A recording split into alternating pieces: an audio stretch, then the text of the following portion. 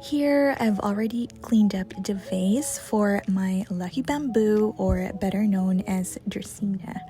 The roots are still looking pretty healthy, so I'm happy about that.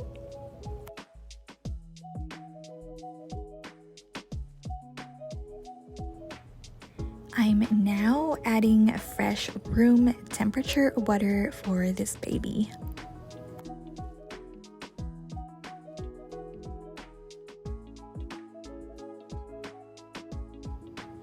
And here it is, all done.